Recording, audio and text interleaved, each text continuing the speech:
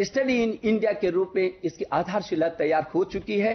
प्रधानमंत्री जी के सबका साथ, सबका विकास, सबके विश्वास की इस पवित्र भावना के साथ एक बार मैं पुनः आप सबका आभार प्रकट करता हूं और बहुत विनम्रता से अपने यशस्वी प्रधानमंत्री जी को निवेदन करता हूं कि वह हमारा मार्गदर्शन करें। प्रधानमंत्री जी।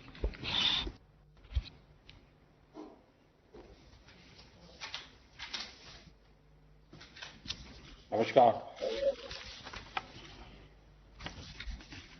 आदरणीय राष्ट्रपति जी, मंत्रिमंडल के मेरे सहयोगी रमेश पोखरियाल जी, संजय धोत्रे जी, इस सम्मेलन में भाग ले रहे सभी माननीय राज्यपाल, उपराज्यपाल सहित राज्यों के शिक्षा मंत्री, राष्ट्रीय शिक्षा नीति को आकार देने में मुख्य भूमिका निभाने वाले डॉक्टर कस्तूरीरंगन जी और उनकी टीम, अलग अलग विश्वविद्यालय के कुलपति, शिक्षाविद, देवियों और सज्जनों, सर्वप्रथम मैं माननीय राष्ट्रपति जी का आभार व्यक्त करता हूं। राष्ट्रीय शिक्षा नीति के संदर्भ में ये आयोजन बहुत ही प्रासंगिक है, बहुत महत्वपूर्ण है।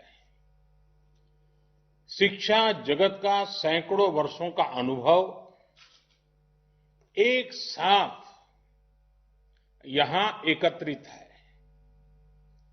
मैं सभी का स्वागत करता हूं, अभिनंदन करता हूं। मान्यवर, देश की एस्पिरेशंस को पूरा करने का बहुत महत्वपूर्ण माध्यम शिक्षा नीति और शिक्षा व्यवस्था होती है। शिक्षा व्यवस्था की जिम्मेदारी से केंद्र सरकार, राज्य सरकार, स्थानीय निकाय सभी जुड़े होते हैं। लेकिन ये भी सही है कि शिक्षा नीति में सरकार, उसका दखल, उसका प्रभाव कम से कम होना चाहिए। शिक्षा नीति से जितना शिक्षक जुड़े होंगे, अभिभावक जुड़े होंगे, छात्र छात्राएं जुड़े होंगे, उतना ही उसकी प्रासंगिकता और व्यापकता दोनों ही बढ़ती है। राष्ट्रीय शिक्षा नीति पर 4-5 साल उसके पूर्व यह काम शुरू हुआ था। देश के लाखों लाख लोगों ने, शहर में रहने वाले लोगों ने, गांव में रहने वाले लोगों ने, शिक्षा क्षेत्र से जुड़े अनुभवी लोगों ने इसके लिए अपना फीडबैक दिया था, अपने सुझाव दिए थे। शिक्षा नीति का जो ड्राफ्ट तैयार हुआ था, उसके अलग अलग पॉइंट्स पर भी 2 लाख से अधिक लोगों ने अपने सुझाव दिए थे। यानी अभिभावक, छात्र छात्राएं, शिक्षाविद, शिक्षक, शिक्षा प्रबंधक, प्रोफेशनल्स, सभी ने इसके निर्माण में अपना योगदान दिया है। इतना गहरा, इतना व्यापक, इतना विविधताओं से भरा हुआ मंथन के बाद अब ये जो अमृत निकला है, इसलिए ही अब हर ओर राष्ट्रीय शिक्षा नीति का स्वागत हो रहा है। गांव में कोई शिक्षक हो या फिर बड़े बड़े शिक्षाविद, सबको राष्ट्रीय शिक्षा नीति अपनी शिक्षा नीति लग रही है। सभी के मन में एक भावना है कि पहले की शिक्षा नीति में यही सुधार तो मैं होते हुए देखना चाहता था। ये एक बहुत बड़ी वजह है कि राष्ट्रीय शिक्षा नीति की स्वीकारता की एक्सेप्टेंस का मूल कारण यही है। शिक्षा नीति क्या हो, कैसी हो, उसका स्वरूप क्या हो, ये तय करने के बाद अब देश एक स्टेप और आगे बढ़ा है। अब पूरे देश में राष्ट्रीय शिक्षा नीति को लेकर, उसके इम्प्लीमेंटेशन को लेकर व्यापक विचार विमर्श हो रहा है, संवाद हो रहा है। ये व्यापक विचार विमर्श इसलिए जरूरी है क्योंकि राष्ट्रीय शिक्षा नीति, नेशनल एजुकेशन पॉलिसी सिर्फ पढ़ाई लिखाई के तौर तरीकों में ही बदलाव लाने के लिए नहीं है। ये पॉलिसी 21वीं सदी के भारत के सामाजिक और आर्थिक जीवन को नई दिशा देने वाली है।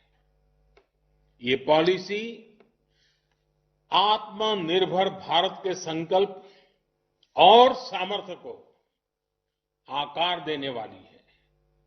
जाहिर है, इस बड़े संकल्प के लिए हमारी तैयारियां, हमारी जागरूकता भी उतनी ही बड़ी होनी चाहिए। आप में से अधिकांश महानुभाव राष्ट्रीय शिक्षा नीति की बारीकियों का अध्ययन कर चुके हैं, लेकिन इतने बड़े रिफॉर्म्स की बारीकियां, उसके लक्ष्य पर निरंतर बात करना अभी उतना ही आवश्यक है। सारे संदेहों और सवालों को सुलझाते हुए ही देश राष्ट्रीय शिक्षा नीति को सफलतापूर्वक लागू कर पाएगा। मान्यवर, आज दुनिया भविष्य में तेजी से बदलते जॉब्स, नेचर ऑफ वर्क को लेकर व्यापक रूप से चर्चा कर रही है। ये पॉलिसी देश के युवाओं को भविष्य की आवश्यकताओं के मुताबिक नॉलेज और स्किल्स दोनों मोर्चों पर तैयार करेगी। नई शिक्षा नीति स्टडी के बजाय लर्निंग पर फोकस करती है और करिकुलम से और आगे बढ़कर क्रिटिकल थिंकिंग पर जोर देती है। इस पॉलिसी में प्रोसेस से ज्यादा पैशन, प्रैक्टिकलिटी और परफॉर्मेंस पर बल दिया गया है। इसमें फाउंडेशनल लर्निंग और लैंग्वेजेस पर भी फोकस है। इसमें लर्निंग आउटकम्स और टीचर ट्रेनिंग पर भी फोकस है। इसमें एक्सेस और असेसमेंट को लेकर भी व्यापक रिफॉर्म्स किए गए हैं। इसमें हर स्टूडेंट को एम्पावर करने का रास्ता दिखाया गया है। एक तरह से देखें तो ये वन साइज फिट्स ऑल की अप्रोच से हमारी शिक्षा व्यवस्था को बाहर निकालने का एक मजबूत प्रयास है। और आप सभी जो दिग्गज भी ये महसूस करते हैं कि ये प्रयास असामान्य है, सामान्य नहीं है। बीते दशकों से हमारे एजुकेशन सिस्टम में जो भी कमियां हमें दिखती थी, जो भी समस्याएं हमको लगती थी, उनको दूर करने के लिए विस्तार से इस पॉलिसी में चर्चा की गई है। अब जैसे लंबे समय से ये बातें उठती रही हैं कि हमारे बच्चे बैग और बोर्ड एग्जाम के बोझ तले परिवार और समाज के दबाव तले दिनों दिन दबे जा रहे हैं। इस पॉलिसी में इस समस्या को प्रभावी तरीके से एड्रेस किया गया है। हमारे यहां तो कहा भी जाता है कि सा विद्याया विमुक्तये, यानी नॉलेज वही है जो हमारे माइंड को लिबरेट करे। जब फाउंडेशनल स्टेज पर ही बच्चों को उनके कल्चर, भाषा, परंपरा से जोड़ा जाएगा तो शिक्षा अपने आप ही प्रभावी होगी, सहज होगी और बाल मन उससे खुद को जुड़ा हुआ पाएगा।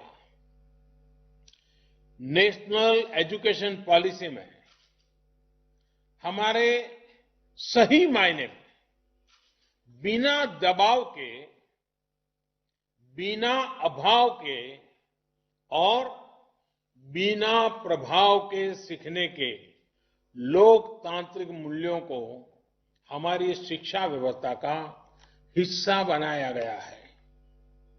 जैसे स्ट्रीम्स को लेकर जो बच्चों पर दबाव रहता था, वो अब हटा दिया गया है। अब हमारे युवा अपने इंटरेस्ट, अपने एप्टीट्यूड के हिसाब से पढ़ाई कर सकेंगे। वरना पहले होता यह था कि दबाव के कारण विद्यार्थी अपनी क्षमता के बाहर की कोई और ही स्ट्रीम चुन लेते थे और जब तक उनको रियलाइज होता था तब तक बहुत देर हो जाती थी। परिणाम यह होता था कि या तो विद्यार्थी थक हार कर ड्रॉप कर लेता था या फिर जैसे तैसे अपना गुजारा कर लेता था, समय बिताता था। इससे किस प्रकार की समस्याएं हमारे देश में पैदा होती रही हैं, ये कितनी समस्याओं की जड़ है, मैं समझता हूं मुझसे ज्यादा आप लोग जानते हैं, भली बात जानते हैं। राष्ट्रीय शिक्षा नीति में ऐसी समस्याओं का समाधान तो है ही। एकेडमिक बैंक ऑफ क्रेडिट से भी छात्रों को बहुत लाभ होगा। मान्यवर, आत्मनिर्भर भारत बनाने के लिए युवाओं का स्किलफुल होना बहुत ही जरूरी है। छोटी उम्र से ही वोकेशनल एक्सपोजर मिलने से हमारा यूथ भविष्य के लिए बेहतर तरीके से तैयार होगा। प्रैक्टिकल लर्निंग से हमारे युवा साथियों की एम्प्लॉयबिलिटी देश में तो बढ़ेगी ही, ग्लोबल जॉब मार्केट में भी हमारी हिस्सेदारी ज्यादा होगी। हमारे यहां कहा गया है, आनो भद्राः क्रतवो यंतु विश्वतः, यानी अच्छे विचार जिस दिशा से भी आए उनको ग्रहण करना चाहिए।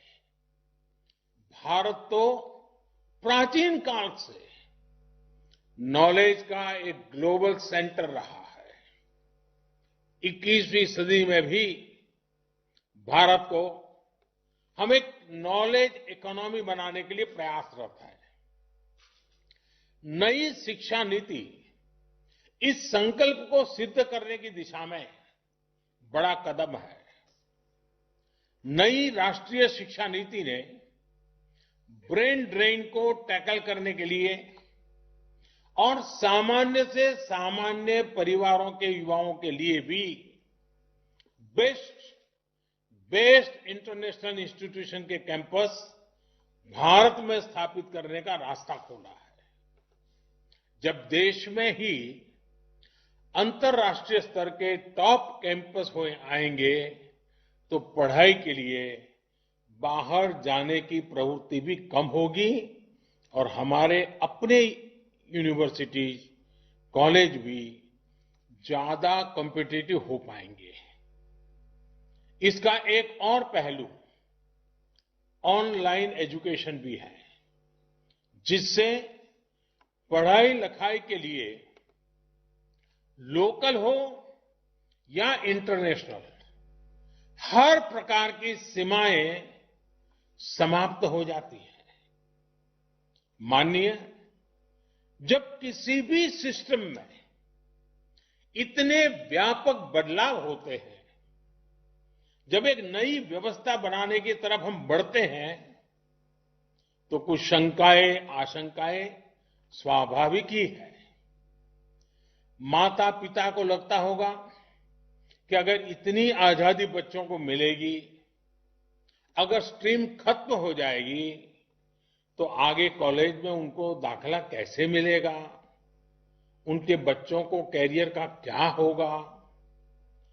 प्रोफेसर्स, टीचर्स के मन में सवाल होंगे कि वो खुद को इस बदलाव के लिए तैयार कैसे कर पाएंगे, इस प्रकार का पाठ्यक्रम कैसे मैनेज हो पाएगा। आप सभी के पास भी अनेक सवाल होंगे जिन पर आप चर्चा भी कर रहे हैं। ये सवाल इम्प्लीमेंटेशन से जुड़े ज्यादा है। जैसे इसमें करिकुलम डिजाइन कैसे हो पाएगा, स्थानीय भाषाओं में सिलेबस और कंटेंट कैसे तैयार हो पाएगा, लाइब्रेरीज को लेकर डिजिटल और ऑनलाइन कंटेंट और पढ़ाई को लेकर जो बातें इसमें रखी गई हैं, उन पर कैसे काम होगा। कहीं साधन संसाधन के अभाव में हम अपने लक्ष्यों से चूक तो नहीं जाएंगे। एडमिनिस्ट्रेशन को लेकर भी अनेक प्रकार के सवाल आप सभी के मन में स्वाभाविक रूप से होंगे। ये सभी सवाल महत्वपूर्ण भी हैं। हर सवाल के समाधान के लिए हम सब मिलकर के काम कर रहे हैं। शिक्षा मंत्रालय की तरफ से भी लगातार संवाद जारी है। राज्यों में भी हर स्टेक होल्डर की पूरी बात, हर राय को, फीडबैक को खुले मन से सुना जा रहा है। आखिर हम सभी को मिलकर ही तो तमाम शंकाओं और आशंकाओं का समाधान करना है। जिस प्रकार की फ्लेक्सिबिलिटी का विजन लेकर के ये पॉलिसी आई है, उसी प्रकार मैक्सिमम फ्लेक्सिबिलिटी हम सभी को भी इम्प्लीमेंटेशन को लेकर भी दिखानी होगी। ये शिक्षा नीति सरकार की शिक्षा नीति नहीं है, ये देश की शिक्षा नीति है। जैसे विदेश नीति किसी सरकार की नहीं, देश की विदेश नीति होती है, रक्षा नीति किसी सरकार की नहीं, देश की रक्षा नीति होती है।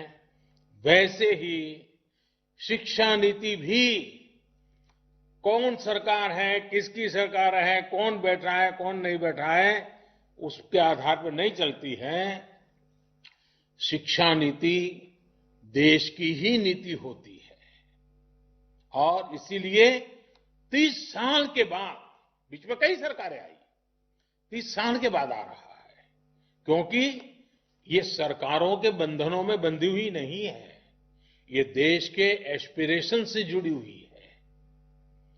माननीय राष्ट्रीय शिक्षा नीति में तेजी से बदलते हुए समय को देखते हुए, भविष्य को ध्यान में रखते हुए व्यापक प्रावधान किए गए हैं। जैसे जैसे टेक्नोलॉजी का विस्तार गांव-गांव तक हो रहा है। देश के गरीब से गरीब को, हर वंचित पिछड़े आदिवासी तक आधुनिक टेक्नोलॉजी पहुंचती जा रही है। वैसे वैसे इंफॉर्मेशन और नॉलेज तक का एक्सेस भी बढ़ रहा है।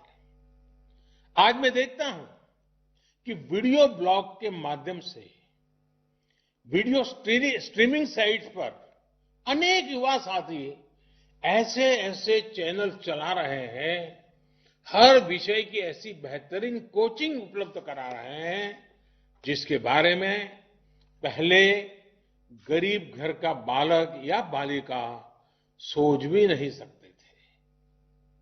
टेक्नोलॉजी तक होने वाली इस पहुंच से क्षेत्रीय और सामाजिक असंतुलन की एक बहुत बड़ी समस्या तेजी से कम होती जा रही है। हमारी जिम्मेदारी ये है कि हम हर यूनिवर्सिटी, हर कॉलेज में टेक्नोलॉजिकल सॉल्यूशंस को ज्यादा प्रमोट करें। मान्यवर, कोई भी सिस्टम उतना ही इफेक्टिव और इंक्लूसिव हो सकता है जितना बेहतर उसका गवर्नेंस मॉडल होता है। यही सोच एजुकेशन से जुड़ी गवर्नेंस को लेकर भी ये पॉलिसी रिफ्लेक्ट करती है। कोशिश ये की जा रही है कि हायर एजुकेशन के हर पहलू, चाहे एकेडमिक हो, टेक्निकल हो, वोकेशनल हो, हर प्रकार की शिक्षा को साइलो से बाहर निकाला जाए। एडमिनिस्ट्रेटिव लेयर्स को कम से कम रखा जाए, उनमें अधिक समन्वय हो। ये प्रयास भी पॉलिसी के माध्यम से किया गया है।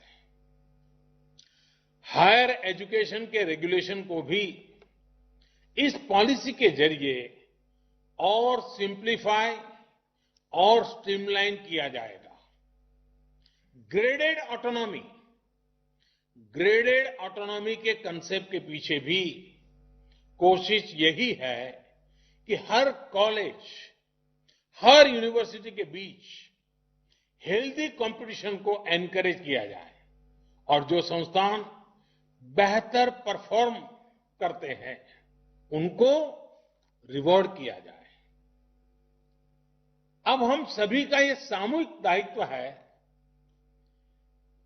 कि नेशनल एजुकेशन पॉलिसी 2020 एनईपी 2020 की इस भावना को हम लेटर एंड स्पिरिट से लागू कर सकें। मेरा आप सभी से विशेष आग्रह है कि 25 सितंबर से पहले अपने राज्यों, केंद्र शासित प्रदेशों की यूनिवर्सिटीज में ज्यादा से ज्यादा इस प्रकार के वर्चुअल कॉन्फ्रेंस आयोजित किए जाएं। प्रयास यही है कि नेशनल एजुकेशन पॉलिसी को लेकर समझ निरंतर हम समझते चलें, हमारी समझ बेहतर हो सके, इसके लिए प्रयास हो। एक बार फिर आप सभी को अपना समय निकालने के लिए मैं बहुत बहुत आभार व्यक्त करता हूं। मैं आदरणीय राष्ट्रपति जी का पुनः आभार व्यक्त करता हूं। आप सबको बहुत बहुत शुभकामनाएं। धन्यवाद।